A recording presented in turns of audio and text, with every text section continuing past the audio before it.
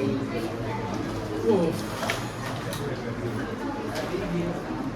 Lecture 6 होगा क्या?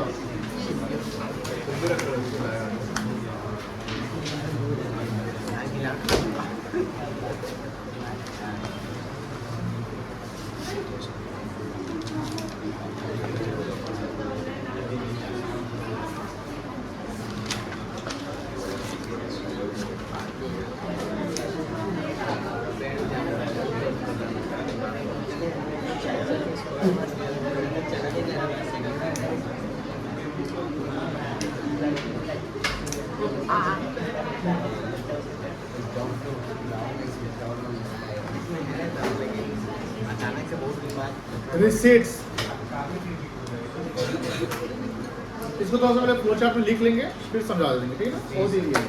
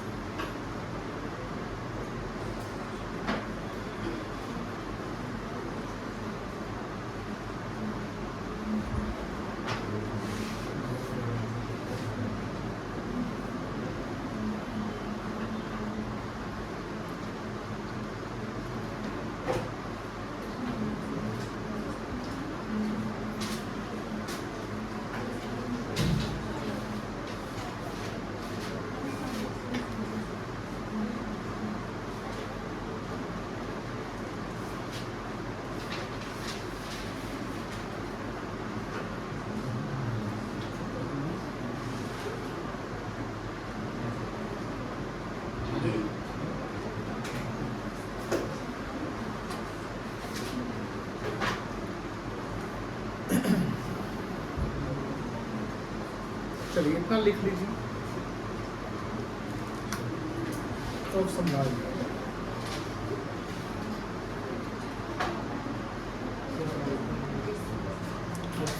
ध्यान सुनिएगा। लेक्चर 5 में हम लोगों ने डिस्कस किया था एक्सपेंडिचर। क्या डिस्कस किया था? एक्सपेंडिचर जो हमारा मनी स्पेंड होता है, यानी एक्सपेंडिचर में कैश जो है आउटफ्लो होता है बिजनेस से। कैश क्या होता है? आउटफ्लो। और उसके अगेंस्ट में हमें कोई सर्विस मिलता है या कोई कमोडिटी गुड्स या एसेट्स मिलते हैं। अब कैश जो स्पेंड हम करते हैं तो कैश स्पेंडिंग के दो है कि लॉन्ग टर्म पर्पस और शॉर्ट टर्म पर्पस। तो अगर लंबे समय के लिए हम कहीं कैश स्पेंड करते हैं, यानी कोई एसेट्स प्लांट मशीनरी पे स्पेंड करते हैं, बिल्डिंग पे करते हैं, तो वो हमारे लिए एक्सपेंडिचर कहलाएगा कैपिटल एक्सपेंडिचर। क्या कहलाएगा? कैपिटल एक्सपेंडिचर में ये ध्यान रखिएगा, ये हमें एसेट्स क्रिएट कराते हैं। क्या क्रिएट कराता है? एसेट्स। लेकिन जो हम अगर डे टू डे एक्सपेंडिचर कर रहे हैं, जैसे सैलरी देना है, रेंट देना है, इंटरेस्ट देना है, डिस्काउंट देना है, कमीशन देना है, डेप्रिसिएशन है, पैसा डूब गया वगैरह वगैरह, चैरिटी कर दिया, डोनेशन कर दिया, these all are the expenditure which are recurring in nature। Recurring मतलब जो रेगुलर रिपीटेडली वो खर्चा होता है, तो उसको हम क्या बोलते हैं? रेवेन्यू। तो बिजनेस फॉर्म में सिर्फ एक्सपेंडिचर तो नहीं होता है, कहीं ना कहीं पैसे आने का भी तो सोर्स हो सकता है ना।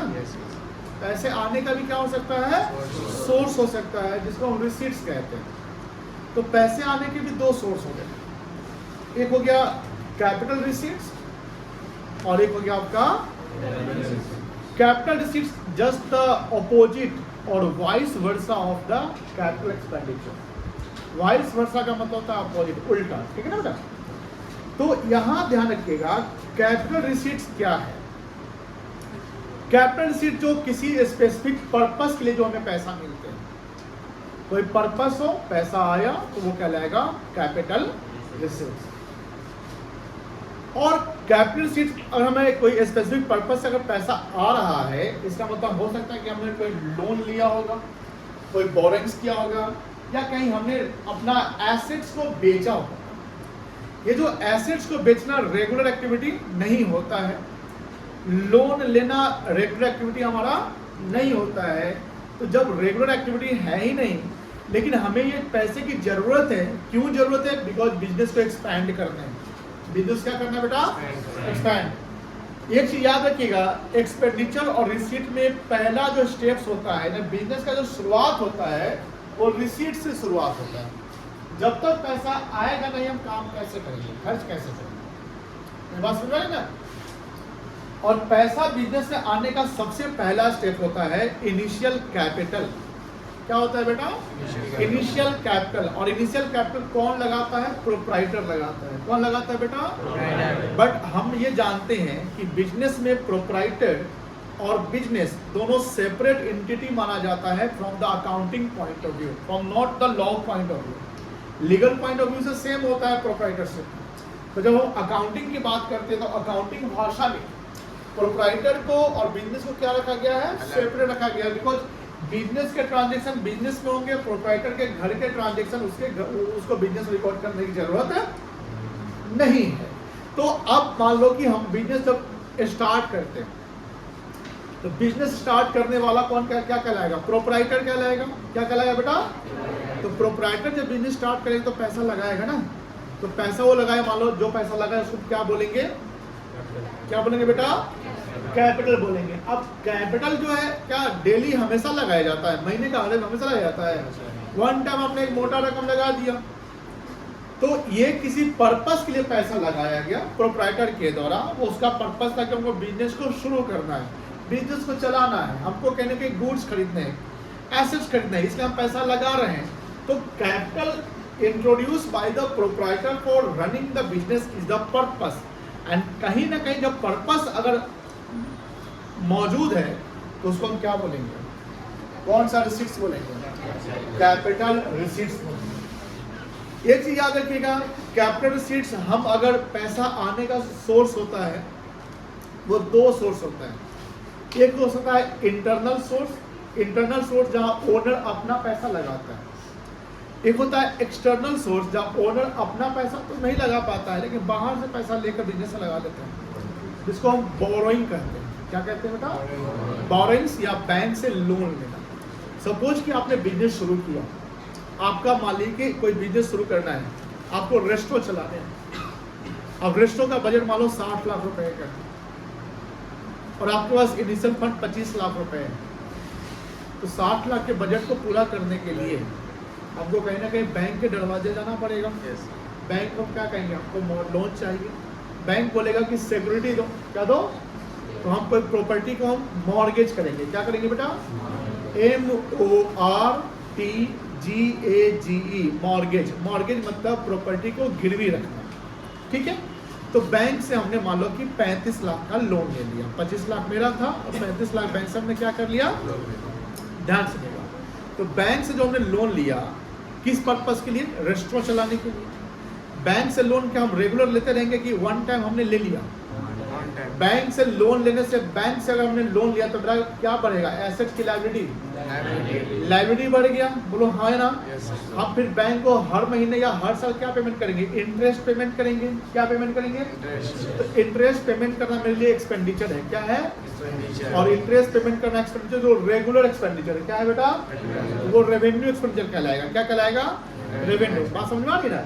हमने बैंक से जो ले लिया लोन 35 लाख का, वो रिसीट कहलाएगा। क्या कहलाएगा? क्योंकि पैसा आपको मिला। कौन सा रिसीट कहलाएगा?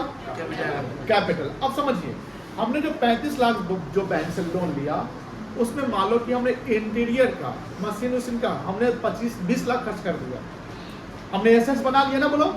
तो एसेट्स का हमने जो पैसा लेकर जो हमने खर्च किया एसेट्स बनाने में, तो वो 20 लाख जो खर्च हुआ वो क्या कहलाएगा? कैपिटल एक्सपेंडिचर की रेवेन्यू एक्सपेंडिचर।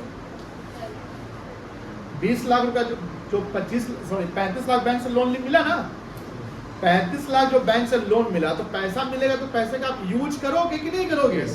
तो 35 लाख जो बैंक से लोन मिला, उसमें से 20 लाख का हमने अपने रेस्टोरेंट का जो इंटीरियर होता है ना, जैसे टेबल वगैरह हो गया, बर्तन वगैरह हो गया, बहुत सारे आइटम्स हो गए जो इंटीरियर हो गया, उस पर हमने 20 लाख स्पेंड कर दिया। स्पेंडिंग हो गया ना, खर्चा हो गया ना। तो खर्चा दो बताए थे, कैपिटल और रेवेन्यू। ये खर्चा कौन सा खर्चा? कैपिटल। मेरा सवाल वही था कि क्या कहलाएगा बेटा? कैपिटल। तो अब बात यह रही कि हम अगर कहीं पे एसेट्स को क्रिएट कर लिए, एसेट्स को क्रिएट कर लिए, तो ये कहलाएगा कैपिटल एक्सपेंडिचर। समझ गए? और अगर हमने लायबिलिटी क्रिएट कर लिया, बैंक से लोन लेना लायबिलिटी क्रिएट हुआ, तो वो क्या कहलाएगा? कैपिटल रिसीट्स कहलाएगा। क्या कहलाएगा बेटा? कैपिटल रिसीट्स कहलाएगा। मान लो कि मेरा एक पर्सनल ट्रक है। क्या है? अब उसका हमको यूज नहीं करना, हम ट्रक का क्या करें? बेच देते हैं। हमने ट्रक को बेचा, उससे मान लो कि हमको 18 लाख रुपया मिल गया, तो पैसा आया ना? वो पैसा आया तो ट्रक बेचना मेरा रेगुलर एक्टिविटी की वन टाइम है। वन टाइम में पैसा आया तो वो भी रिसीट, पैसा आना रिसीट कहलाएगा ना। कौन सा रिसीट कहलाएगा? कैपिटल। कैपिटल कहलाएगा। आप देखो, कैपिटल रिसीट में दो घटना हुआ है। एक घटना हुआ है कि कैपिटल रिसीट से लायबिलिटी बढ़ रहा है। बोलो हाँ है ना? बोलो हाँ है ना? और दूसरा क्या हो रहा है कि कैपिटल रिसीट का दूसरा रीजन ये हो सकता है कि एसेट्स घट रहा है। बोलो हाँ है ना? जैसे ट्रक बेच दिया, ट्रक क्या किया? ट्रक बेचे से क्या आया? बोलो पैसा। ट्रक बेचे तो ट्रक तुम्हारे लिए क्या था? एसेट था। बोलो हाँ ना? तो ट्रक जब तुम बेच दोगे तो ट्रक का वैल्यू क्या हो गया? जीरो हो गया, घट गया ना। तो capital receipts creates, capital receipt creates what? Liability. Like bank loan taken, borrowings. वो लायबिलिटी इंटरनल भी हो सकता है या जैसे प्रोप्राइटर बिजनेस से पैसा लगाया उसको कैपिटल कहेंगे। क्या कहेंगे? Capital. Also the internal liability कह सकते हैं बेटा। दूसरा बोलता है और रिड्यूस। रिड्यूस मतलब द वैल्यू ऑफ एसेट्स। हमने मशीन बेच दिया, मशीन क्या एसेट था, बेच दिया तो मशीन का वैल्यू क्या हो गया? घट गया। अब मशीन बेचने से क्या मिला? वो कैपिटल रिसीट कहलाएगा, क्योंकि ये रेगुलर एक्टिविटी से पैसा नहीं आया। जो पैसा रेगुलर एक्टिविटी से ना आए किसी पर्पस से आए, किसी स्पेसिफिक पर्पस से आए, तो हमारा क्या कहलाएगा? Capital receipts. कुछ अब सवाल पूछ रहे थे, अभी हम कुछ कह रहे थे। अच्छा, समझ में कोई दिक्कत नहीं है। लेकिन अब बात यह रही कि सर अगर रेगुलर रिसीट्स हो रहा है तो रेगुलर रिसीट्स हो सकता है ना? जैसे मान लो, समझो ध्यान से, अगर हम गुड्स बेच रहे हैं, गुड्स बेचना रेगुलर एक्टिविटी है कि वन टाइम एक्टिविटी है? रेगुलर। तो गुड्स बेच के हमको क्या मिलेगा? पैसा मिलेगा। क्या मिलेगा? ये कौन सा रिसीट कहलाएगा? और एसेट्स बेच के जो पैसा मिलेगा, वेरी गुड, कोई दिक्कत नहीं है। अगर हमको रेंटल इनकम आ रहा है तो रेंटल इनकम रेगुलर होता है ना? कौन सा रिसीट होगा? रेवेन्यू। इंटरेस्ट, हमने इन्वेस्टमेंट किया, उसे इंटरेस्ट मिल रहा है, रेवेन्यू। पैसा कहीं डूब गया, उसको क्या बोलते हैं? Bad debt. Very good. डूबा हुआ पैसा आ सकता है? अरे भाई, किसी में ईमानदारी आ जाए कहीं लेट से, नहीं समझे? मान लो कि हमारा एक कस्टमर था, उसको हमने सामान बेचा, पैसा नहीं दिया, कुछ पैसा बाकी रह गया, उसको बार बार कॉल कर रहे हैं, रिसीव कर रहा है, बोल रहा है कल परसों, फिर रिसीव करना बंद कर दिया, मोबाइल ऑफ कर लिया, चला गया। हमने माना कि चलो पैसा मेरा डूब गया, तो उसको बोलते हैं बैड डेट्स। क्या बोलते हैं? बैड डेट्स पैसे का डूबना होता है जो डेटर से के यहाँ से डूबता है। किसके यहाँ से? डेटर। जानते हैं ना एसेट्स की लायबिलिटी? Very good. तो बैड डेट हमारा रेवेन्यू एक्सपेंडिचर कहलाएगा। क्या कहलाएगा? होते रहता है, डूबते रहता है। एक ही डेटर नहीं है, बिजनेस के बहुत सारे डेटर हो सकते हैं ना, लेकिन हो सकता है कोई ऐसा डेटर जिसकी फाइनेंशियल इतनी अच्छी हो गई कि बोला जिसका इसका पैसा बचाए हुए हैं सबको जाके लौटा देते हैं। ऐसा होता है बिजनेस सिनारियो में, बिजनेस टर्म्स में ऐसे सिचुएशन आते हैं जहाँ डूबा हुआ पैसा भी किसी से रिकवर हो जाए, और जब डूबा हुआ पैसा रिकवर हो जाए तो उसको बोलते हैं बैड डेट रिकवर्ड। क्या बोलते हैं? तो पैसा उसमें आएगा कि जाएगा? वो कौन सा रिसीट कहलाएगा? कैपिटल रिसीट समझ गए, रेवेन्यू रिसीट समझ गए, कोई इशू नहीं। अब इसके लैंग्वेज जो हम एक एक लाइन जो लिखवाए हैं वो सब समझाएंगे आपको, क्योंकि जब आपसे टेस्ट कभी लिया जाए तो ऐसे ही लिखोगे प्रॉपर तरीके से। कैपिटल रिसीट कर रहे हैं लोग। Money receive by firm. Firm का मतलब बिजनेस एंटिटी होता है। फर्म का मतलब क्या होता है? For some specific purpose. यहाँ क्या लिखा हुआ है बेटा? Specific purpose. चाहे बिजनेस चलाना हो, एसेट्स को खरीदने के लिए हमने पैसा कहीं से लिया, हमें कहीं से फंड आ गया, हो सकता है ना, तो ये क्या हो गया? Specific purpose. It impacts on the position of assets and liability. उस पर इम्पैक्ट करता है, मतलब अफेक्ट करता है उसके वैल्यू को, या तो बढ़ा सकता है या घटा सकता है। ये लाइबिलिटी को क्रिएट करता है और एसेट्स को क्या करता है? घटाता है। और एसेट्स को बढ़ा देना तो उसको हम कैपिटल रिसीट्स नहीं कहेंगे, क्या कहेंगे? लॉजिकली बताइए। वेरी गुड, कैपिटल एक्सपेंडिचर कहेंगे, बिकॉज एसेट्स का बढ़ने का मतलब होता है कि आपने एसेट्स बाई किया होगा ना। चलो हाँ है ना?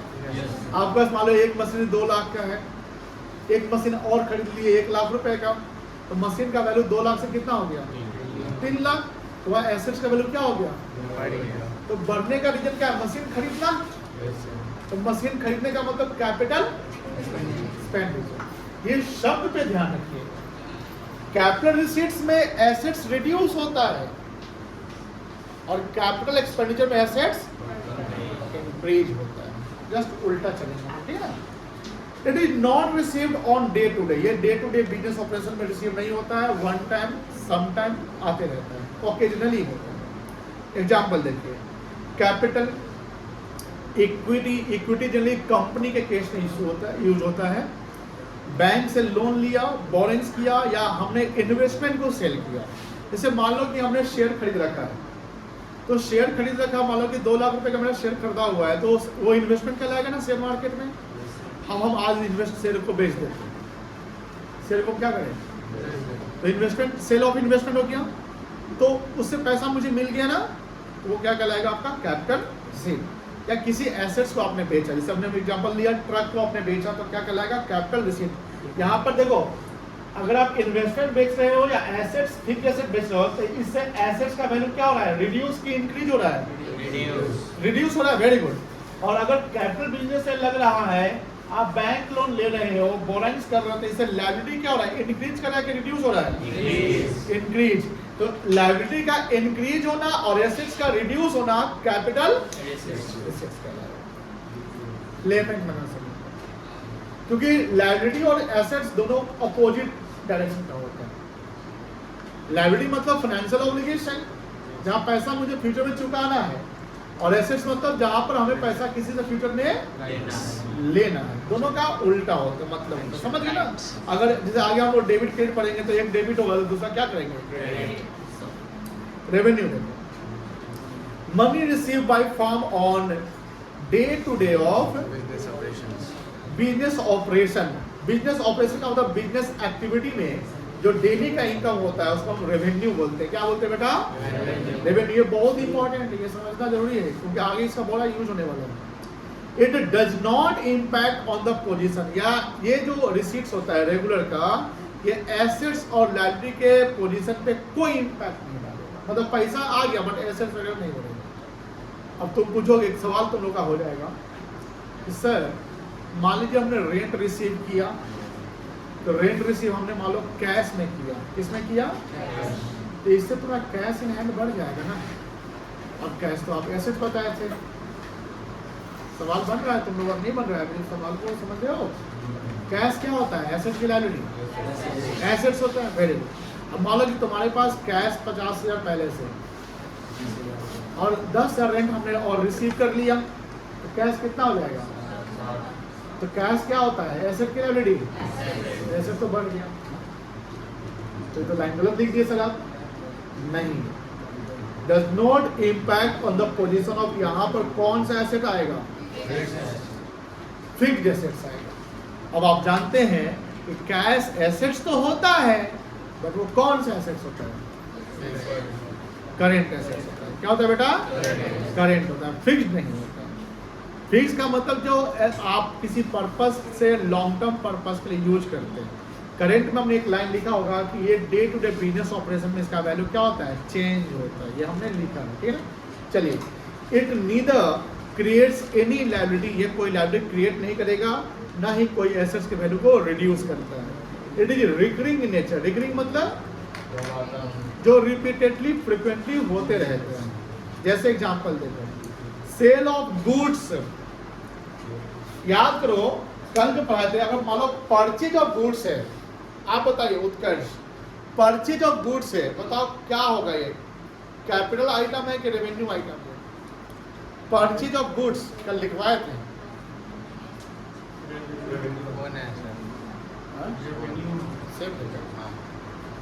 रेवेन्यू क्या है? रिसीट की एक्सपेंडिचर।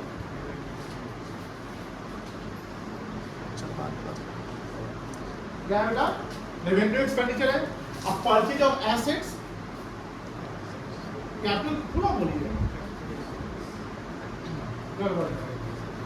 परचेज ऑफ एसेट्स क्या है? आप लोग बताइए। कोई एक्सपेंडिचर, आपका पैसा तो कहीं जा रहा है ना, कोई एक्सपेंडिचर नहीं आता। पैसा कहीं से आ रहा है तो रिसीट्स में। बोलिए, पैसा कहीं जा रहा है तो किसमें जाएगा? इसको क्लियर करना है, बोलना है, धीरे धीरे नहीं रहना है, समझा? बोलो, पैसा कहीं जा रहा तो क्या होगा? बोलो, पैसा कहीं जा रहा है तो एक्सपेंडिचर की रेवेन्यू रिसीट होगा। ये बताओ, एक्सपेंडिचर होगा, बस ये पकड़ना है। पैसा जाए तो एक्सपेंडिचर, ऐसा है तो अब ये देखना है कि वो पैसा जाने का माध्यम के, सॉरी जा रहा है जो पर्पस क्या है, वो डेली का जा रहा है तो क्या कहलाएगा? रेवेन्यू। कोई एसेट खरीद रहे तो बोल, जोर से बोल, बोलो, तुम ही बोल रहे हैं। बहुत पिटेंगे तुम, बहुत पिटेंगे, बहुत पिटेंगे। देखिए, आपको सब पता है लेकिन आप गड़बड़ा रहे हैं। क्यों? क्योंकि आप बोल नहीं पा रहे। तो पहले ये जो है ना क्लियर करना, डेली गलगला करना, आवाज आ जाएगा, मजा से क्या। चलिए, और सबका क्लियर है? तुम्हारा भी क्लियर है। तुम बोलता कम है, शर्माता ज्यादा है। शर्मिला का अगर जैसे शर्माना नहीं है, बोलना है, ठीक है? चलिए, यहाँ देखो, सेल ऑफ गुड्स। अगर मान लो सेल ऑफ एसेट्स लिखा रहे तो खाओ के नहीं आए हैं सब लोग बोलो। सेल ऑफ एसेट्स तो capital expenditure, capital expenditure, capital receipts. Sale of assets capital, अभी तो बोले पैसा आ रहा है तो रिसीट में पकड़ो, पैसा जा रहा है तो expenditure, sale of goods revenue receipts, sale of goods revenue receipt, sale of assets capital receipts, rent receive, revenue receipts, interest receive, commission receive, battery recover, discount receive, newspaper sold. ठीक है ना? सवाल दे, सवाल दे।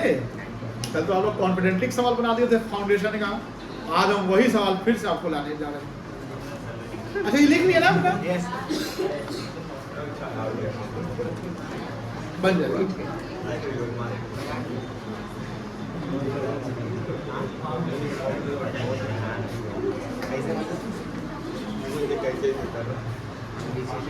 नीचे जा रहे पानी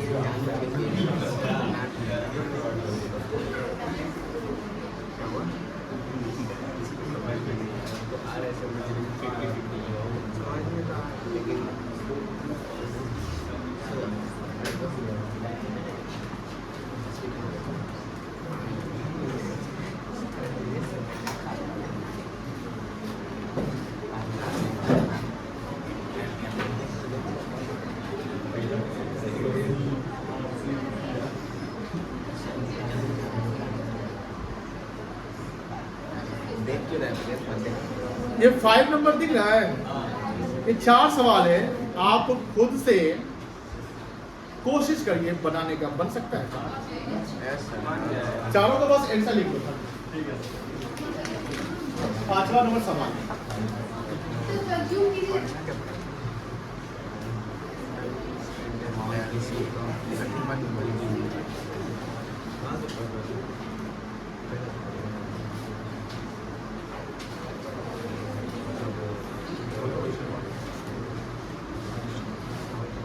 क्या करना है? कैपिटल एक्सपेंडिचर,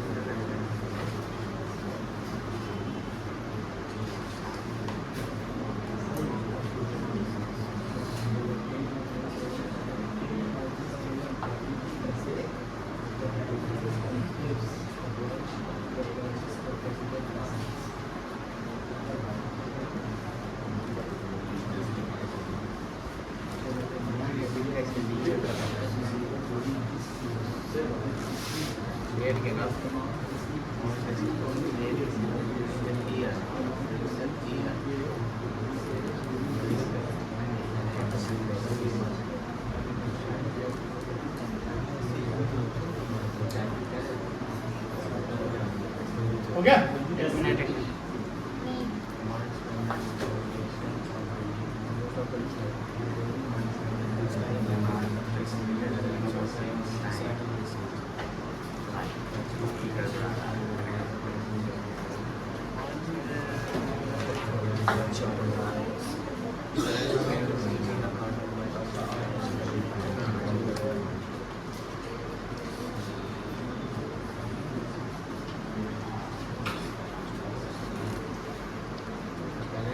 जल्दबाजी में नहीं बनाना है, समझ के बनाइएगा। ऐसा बनाना कि चारों सही हो जाए, 4 सही आपको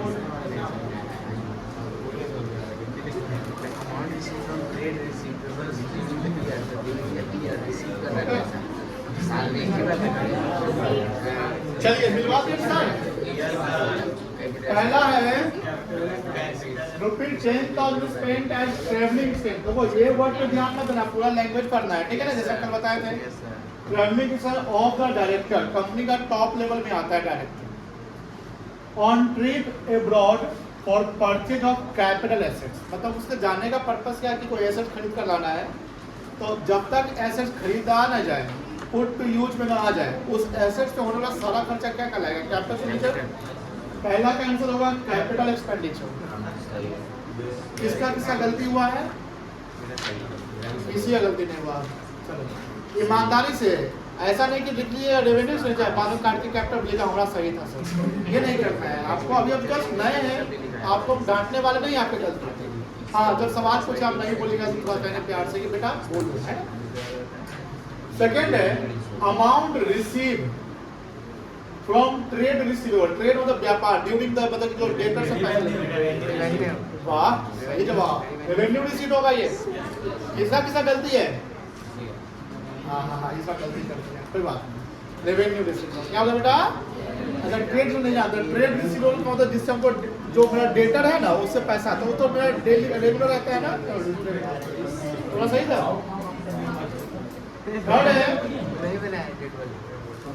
थर्ड है अमाउंट स्पेंट ऑन डिमोलिशन। पहले तो बताओ डिमोलिशन का मतलब क्या होता है? ध्वस्त करना। Of building to construct a bigger building. बताइए capital. Insurance claim receive expenditure होगा तीसरा वाला सर। हाँ, कैपिटल एक्सपेंडिचर कहलाएगा। इंश्योरेंस क्लेम रिसीव, अब रिसीव है तो क्या तो कैपिटल या रेवेन्यू हो जाएगा। On account of machinery damage by fire, ये कैपिटल रिसीट होगा। लेकिन मेरा बताओ अगर यहाँ लिखता गुड्स डैमेज बाय फायर, आप बताओ वो रेवेन्यू। जो लॉस हुआ वो पहले पकड़ो, वो लॉस कौन सा? एसेट्स लॉस है उसका पैसा या कैपिटल लॉस? और अगर गुड्स लॉस है तो फिर रेवेन्यू। कोई दिक्कत नहीं है, बहुत अच्छा।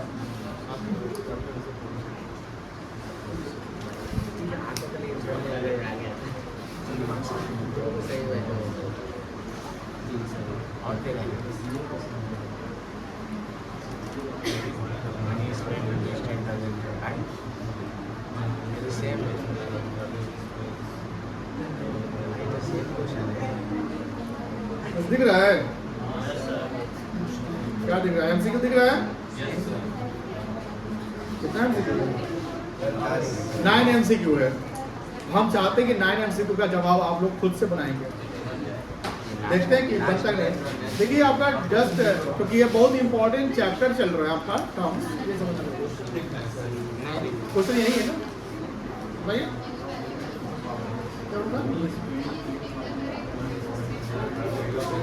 बन जाएगा।